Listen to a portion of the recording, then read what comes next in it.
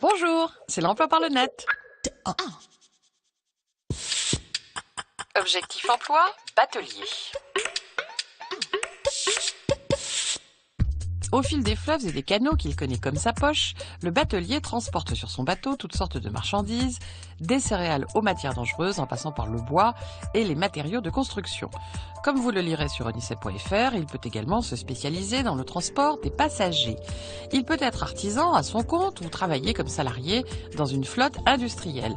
S'il est artisan, il s'occupe aussi de l'entretien et de la maintenance de son bateau, de l'administration de son entreprise et il choisit librement son voyage et sa cargaison. Vous trouverez une autre fiche détaillée sur ce métier sur recrute.com.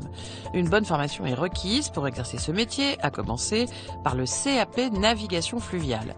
Pour s'installer à son compte, le patron batelier aura en outre besoin d'une attestation de capacité professionnelle et de plusieurs certificats spécialisés. Découvrez les formations, les diplômes et les écoles sur cnba-transportfluvial.fr. Un tout nouveau bac pro va par ailleurs voir le jour à la prochaine rentrée. Informez-vous sur lys-matis-schiltigheim.ac-strasbourg.fr. Depuis 15 ans, le transport fluvial a progressé de 40% et cet essor va se poursuivre. C'est un mode de transport d'avenir, beaucoup plus économique et écologique que la route, comme vous le verrez sur caf.asso.fr où vous dénicherez beaucoup d'informations et de chiffres sur le secteur. Vous verrez que le transport des passagers est lui aussi en plein boom. Explorez également vnf.fr où vous trouverez entre autres un annuaire du transport fluvial, des cartes et des informations professionnelles. Mode d'emploi, le DAEU. Accéder à l'université, passer les concours B de la fonction publique quand on n'a pas le bac, c'est possible grâce au DAEU, le diplôme d'accès aux études universitaires. Comme vous le verrez sur daeu.fr, où vous trouverez une présentation complète et des témoignages, ce diplôme de la deuxième chance est accessible à toute personne âgée d'au moins 20 ans l'année de délivrance du diplôme, ayant arrêté ses études depuis au moins 2 ans. Si le candidat a plus de 24 ans, aucune condition n'est requise. Les cours se déroulent à l'université et 2 options existent. Le DAEU-A à dominante littéraire et le DAEU-B à dominante scientifique. Mais lisez plutôt l'article en ligne sur studirama-pro.com. Le diplôme comprend un certain nombre de modules et on peut ainsi étaler ses études dans le temps, à condition quand même de ne pas dépasser 4 ans. Mais on peut aussi décrocher son DAEU en 8 mois de novembre à mai. Selon les universités, on peut suivre des cours pendant la journée, le soir ou même à distance comme le propose aussi le CNED. Allez sur cned.fr pour en savoir plus. Agenda.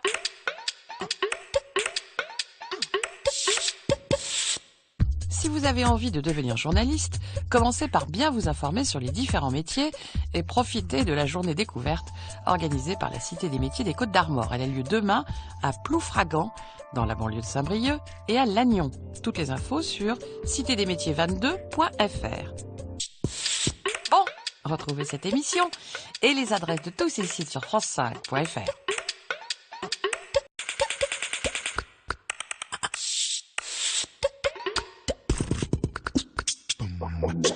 Bonjour, c'est l'emploi par le net. Objectif emploi, cartographe.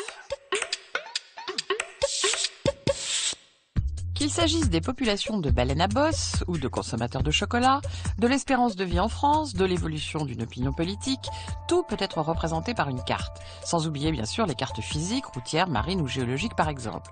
Comme vous le verrez sur onicep.fr, il suffit que le cartographe ait les données adéquates. Il s'appuie sur des outils statistiques et informatiques, des prises de vue aériennes ou par satellite, ou des relevés topographiques selon les cas. Les applications de son travail sont multiples. Les collectivités locales, les grandes entreprises, la marine, les cabinets de géomètres, les entreprises d'aménagement et de travaux publics, mais aussi le marketing font appel à lui. Selon votre niveau d'études, du bac à bac+6, vous pourrez être ingénieur cartographe, technicien cartographe ou encore dessinateur cartographe comme Nicolas, que vous croiserez dans la vidéo en ligne sur lesmétiers.net. L'École nationale des sciences géographiques forme des ingénieurs cartographes en 3 ans. L'école propose aussi des BTS et des licences professionnelles. Allez sur ensg.eu pour en savoir plus.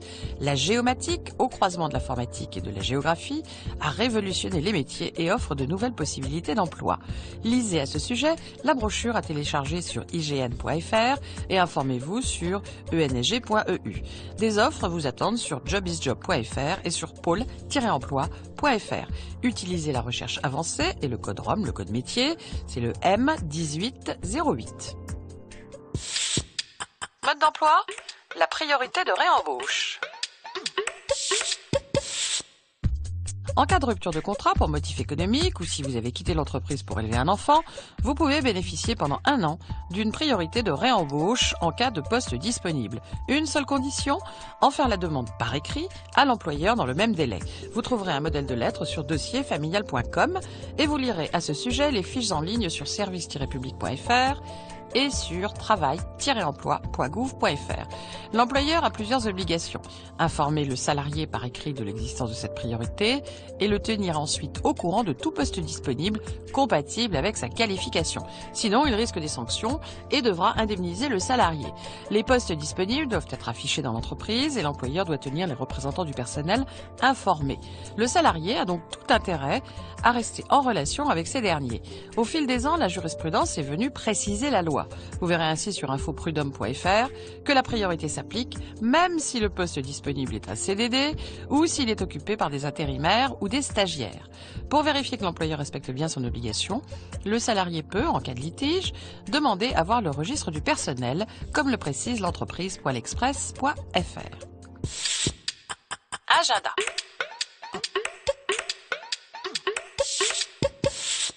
Un forum de recrutement entièrement en ligne, de la phase d'inscription aux entretiens avec les recruteurs, ça existe. Le forum Jeunes Jobs se déroule jusqu'au 23 mai. Il s'adresse aux 18-30 ans à partir du niveau bac. Toutes les infos sur jeunesjob.com.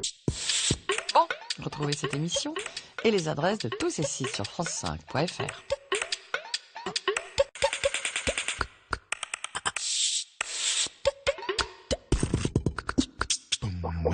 Bonjour, c'est l'emploi par le net.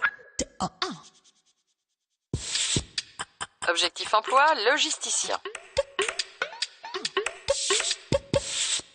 La logistique, autrement dit l'organisation des flux de marchandises, est une activité vitale pour une entreprise comme vous le verrez sur unicep.fr. Dans l'industrie, il s'agit de commander et réceptionner les matières premières et assurer à tout moment l'approvisionnement des ateliers.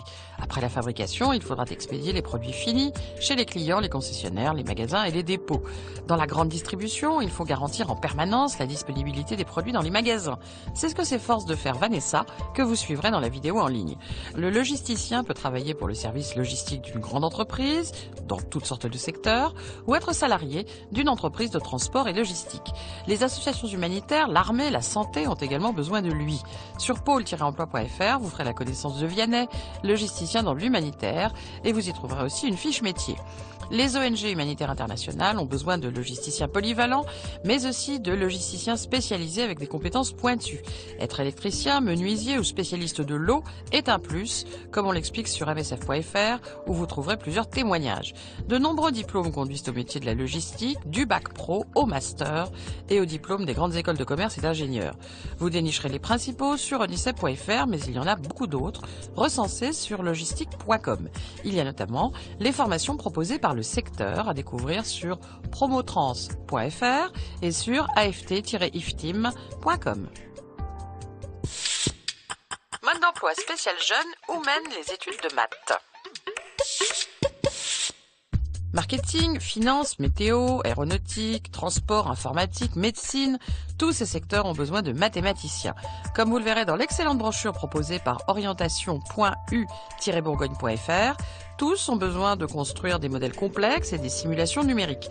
Tous ont besoin de calculs, de statistiques et de probabilités. Tout cela et bien d'autres. Si l'on en croit la brochure de l'UNICEF en ligne sur sfds.asso.fr, on compte aujourd'hui quelques 2000 métiers accessibles aux matheux contre une centaine il y a 20 ans. Faire des études de maths est donc un excellent pari sur l'avenir. Vous trouverez sur ce site des portraits professionnels avec leurs itinéraires et la présentation de leur métier et de leur travail. Vous y croiserez entre autres une statistique statisticienne, un data miner, un chargé de recherche météo, une analyste clientèle dans l'automobile, une financière de haut vol et bien sûr une prof de maths.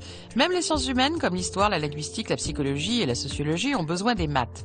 Il existe d'ailleurs des licences MAS, autrement dit les licences de mathématiques appliquées et sciences sociales, comme vous le lirez sur unicep.fr. Sans oublier les études et les métiers de la gestion et de la comptabilité comme le rappelle l'étudiant.fr. Agenda.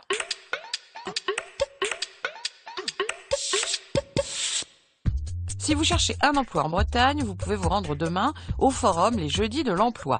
Il s'adresse à tous et se tiendra à Torigné-Fouillard dans la banlieue de Rennes.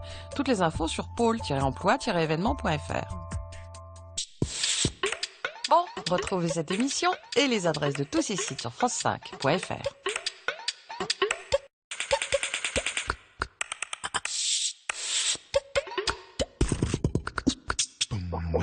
Bonjour, c'est l'emploi par le net. Objectif emploi, inspecteur du permis de conduire. En faisant passer les épreuves théoriques et pratiques du permis auto, moto ou poids lourd, l'inspecteur du permis de conduire et de la sécurité routière délivre une autorisation de circuler au milieu des autres en toute sécurité. À ce titre, il a une lourde responsabilité, comme l'explique Cécile, dans une vidéo en ligne sur lesmétiers.net. Maîtrise du véhicule, vitesse adaptée, anticipation, respect du code de la route, il a l'œil à tout. Un millier d'inspecteurs contrôlent chaque année 1 million de candidats. Mais ce n'est pas sa seule mission, comme vous le lirez sur unicep.fr. Il contrôle également la pédagogie des auto-écoles et participe à des enquêtes sur la sécurité routière. L'inspecteur du permis de conduire est un fonctionnaire de l'État de catégorie B. Il doit donc réussir un concours accessible au niveau bac, à condition de détenir le permis B depuis au moins 3 ans. Il sera ensuite stagiaire pendant 1 an et suivra une formation de 6 mois à l'École nationale de sécurité routière et de recherche de Nevers. Pendant leur formation, les stagiaires devront obtenir le permis moto. Vous découvrirez l'école sur inser.org et vous dénicherez des informations sur le concours et les épreuves sur carrière-public.com. Création d'activités mode d'emploi, les aides européennes. Les aides européennes à la création d'entreprises existent, mais elles sont le plus souvent indirectes et passent par des intermédiaires financiers comme le Fonds européen d'investissement ou la Banque européenne d'investissement ou encore le FEDER, le Fonds européen de développement régional. Tout ça est clairement expliqué sur apce.com et sur pic2europe.fr. Ces aides sont distribuées par des autorités de gestion des fonds, les préfectures de région ou les conseils régionaux pour les aides du FEDER par exemple, comme vous le verrez sur ec.europa.eu. La Commission européenne peut également financer des projets au cas par cas, à condition que ceux-ci s'inscrivent dans des priorités définies tous les 7 ans et qu'ils apportent une valeur ajoutée et une dimension européenne. Des appels à propositions sont régulièrement publiés sur les sites internet des différentes directions générales de la Commission ou dans le journal officiel de l'Union européenne, catégorie C, à consulter sur lex.europa.eu. Répondre à ces appels à propositions est long, compliqué et chronophage. Il peut être nécessaire de se faire guider par un cabinet spécialisé. En attendant, pour trouver le bon programme et monter votre dossier, lisez le guide des aides de l'Union européenne réalisé par le député européen Thierry Cornillet. La dernière version, qui date de 2009, est accessible via ec.europa.eu. Agenda.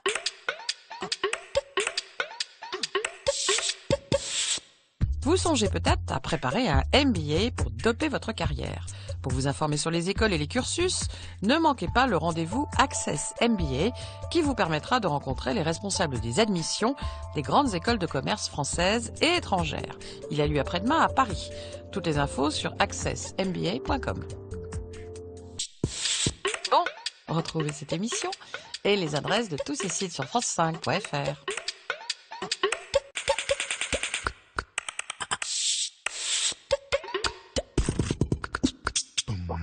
Bonjour, c'est l'emploi par le net.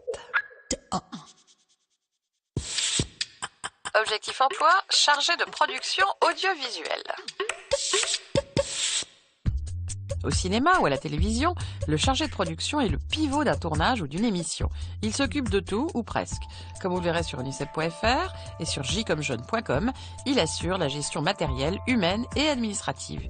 Il recrute les personnels nécessaires, rédige les contrats, sélectionne et suit les prestataires, organise les déplacements de l'équipe, etc. Le tout en respectant strictement le budget qui lui est confié. Mais suivez plutôt Clément dans la vidéo en ligne sur éducation.francetv.fr. Comme beaucoup de chargés de production, il est intermittent du spectacle. Ce travail demande des qualités relationnelles et beaucoup de rigueur. Il faut être organisé, débrouillard, réactif, savoir anticiper et gérer l'imprévu. On peut apprendre ce métier sur le tas en faisant des stages comme Clément, mais il existe des formations à découvrir sur unicep.fr et sur afdas.com. Il y a par exemple le cursus proposé par l'École supérieure de réalisation audiovisuelle, à voir sur esra.edu. Pour trouver un emploi ou une mission, explorez jobisjob.fr. Mode d'emploi, travailler en Nouvelle-Zélande. Aotearoa, la terre du long nuage blanc en langue maori, fait rêver de nombreux jeunes Français. Et ils ont raison. Les paysages sont extraordinaires et les possibilités d'emploi réelles. Mais découvrez d'abord le pays et ses 2 grandes îles sur le spectaculaire newzealand.com. Comme vous le verrez sur diplomatie.gouv.fr, quelques 5500 Français vivent dans ce pays des antipodes et le français y est même la première langue étrangère enseignée. Le taux de chômage est faible et l'indice de développement humain place la Nouvelle-Zélande au 6e rang sur 187 pays. Le tourisme, la production cinématographique, la viticulture, l'élevage, les nouvelles technologies sont très dynamiques. Pour découvrir le pays, vous pouvez demander un visa Working Holiday qui vous permettra de voyager tout en travaillant en toute légalité pendant 1 an. Une seule condition, avoir de 18 à 30 ans. Informez-vous sur immigration.govt.nz, un site officiel en anglais où vous saurez tout sur les démarches à suivre pour obtenir le statut de migrant qualifié. Vous pourrez même calculer vos points pour connaître vos chances de décrocher le visa correspondant. Pour trouver un emploi, suivez les excellents conseils proposés par careers.govt.nz. Vous y dénicherez des liens vers les sites emploi. Vous pouvez par exemple explorer sic.co.nz. Enfin, pour échanger avec des Français installés en Nouvelle-Zélande ou qui y voyagent, allez sur frogs-in-nz.com et promenez-vous sur les blogs et les forums. Agenda.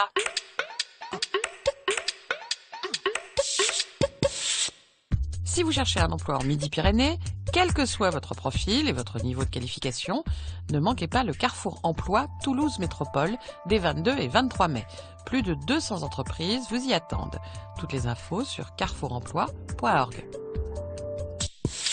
Bon, retrouvez cette émission et les adresses de tous ces sites sur france5.fr.